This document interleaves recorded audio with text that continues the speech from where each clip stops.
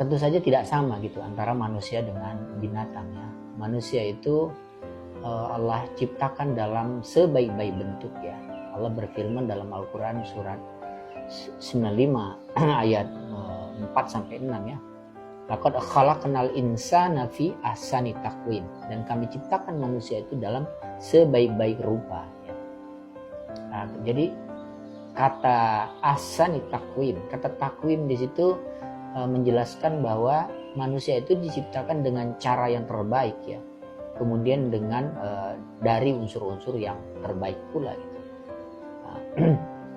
Lalu kami kembalikan ia ke tempat yang terendah gitu. Jadi manusia itu adalah makhluk yang terbaik fi ahsani taqwim. Nah, dari unsur yang terbaik lalu diciptakan oleh Allah dengan kedua tangannya dengan cara yang terbaik. Tapi satu sisi manusia juga bisa menjadi lebih rendah dari hewan itu sendiri. Nah, jadi manusia ya punya keunikan di situ ya. Manusia bisa menjadi berada pada level yang lebih tinggi dari malaikat, tapi di satu sisi manusia juga bisa derajatnya lebih rendah dari hewan itu sendiri. Maka ini menunjukkan bahwa manusia tidak sama dengan hewannya. Nah, kemudian juga Allah berfirman dalam surah Al-Insyiqaq, di situ dikatakan la tarkabuna tabaqan an tabaq ya. Sesungguh kamu akan menjalani tingkat demi tingkat di dalam kehidupan. Jadi manusia itu akan berproses kata Allah Subhanahu wa taala dalam surah Al-Insyiqaq ya. Melakukan graduasi ya, proses di dalam kehidupannya ya. Manusia di sini berarti memiliki variability atau keunikan juga ya. Tidak seperti hewan yang dia lebih apa adanya gitu, statik gitu. Nah, hewan ketika dia lahir dia diberikan insting oleh Allah Subhanahu wa taala untuk bertahan hidup, mencari makan. Lalu kapasitasnya itu saja hewannya. Berbeda dengan manusia ya, manusia lahir ini tidak punya kemampuan apa-apa. Manusia cuma bisa nangis ya. Lalu dia orang tuanya atau bergantung kepada manusia lain, lalu dia harus berproses ya, harus belajar bertahun-tahun ya, harus sekolah ya, belajar sampai dia mencapai usia matang yaitu 18 tahun baru dia bisa memilih mana yang benar, mana yang salah, mana yang baik, mana yang buruk ya.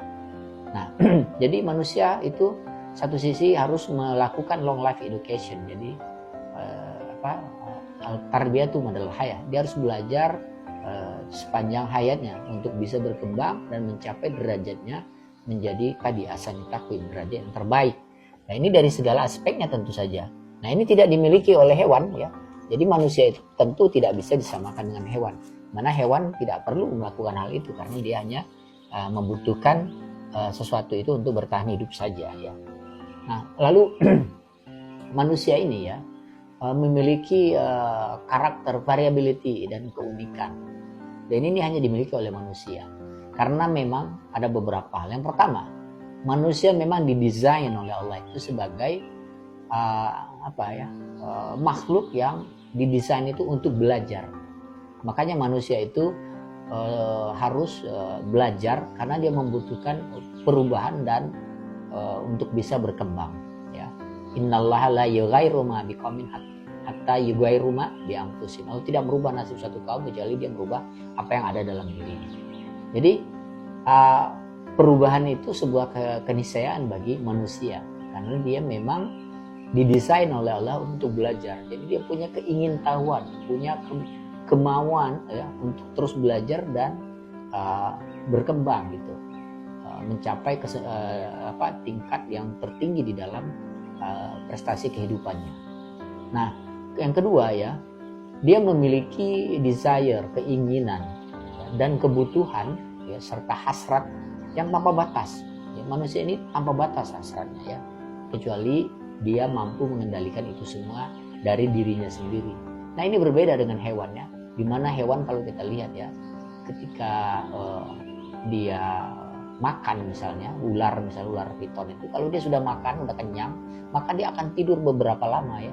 Dia tidak akan mencari makanan lain, dia akan diam seperti itu. Tapi manusia tidak seperti itu ya. Manusia itu tanpa batas, dia makan apa saja gitu ya. Kemudian hewan memiliki tadi batasan dalam kebutuhan dan keinginannya ya. Nah, sedangkan manusia tidak ya. Misalnya nih ya, hewan itu memangsa hewan lain ya. Lalu untuk apa? Untuk kebutuhan hidup, untuk bertahan hidup, untuk makan kenyang, dan setelah itu dia diam. Nah, manusia tidak begitu.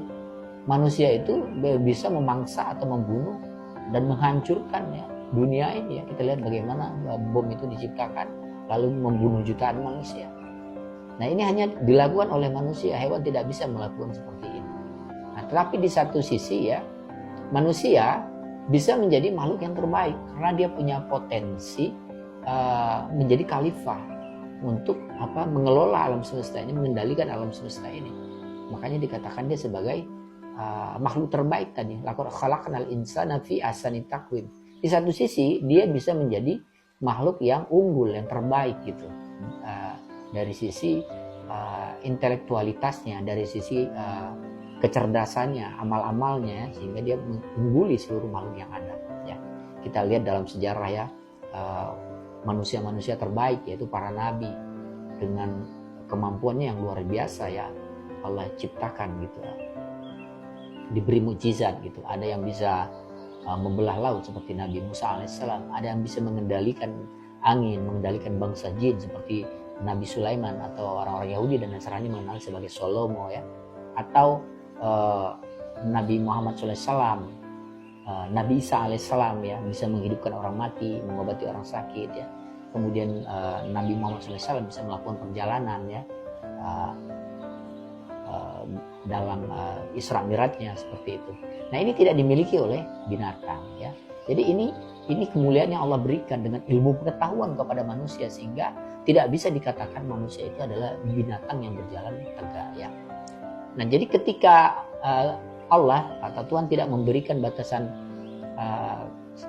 limit daripada keinginan, kebutuhan manusia, itu semuanya adalah untuk mengeksplorasi ya, semua potensi yang ada dalam dirinya itu dengan segala kemungkinan ya.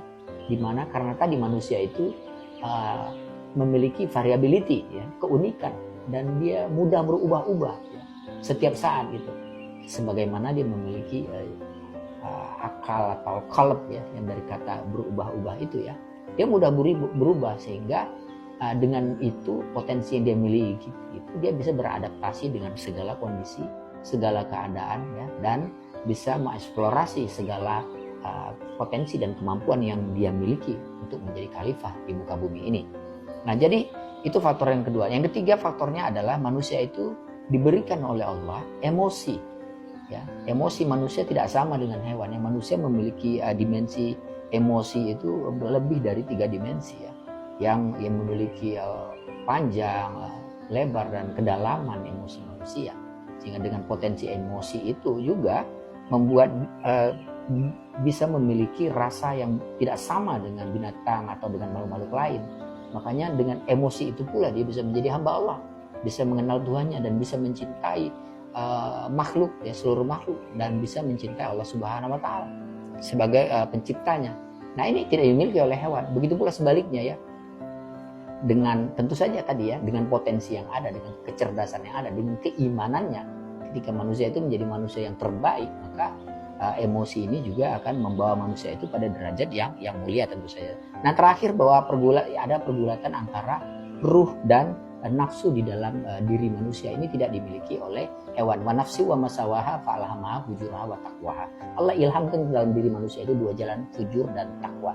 Dan ini free will yang Allah berikan, sehingga nanti akan diminta bertanggung jawab oleh Allah Subhanahu wa taala.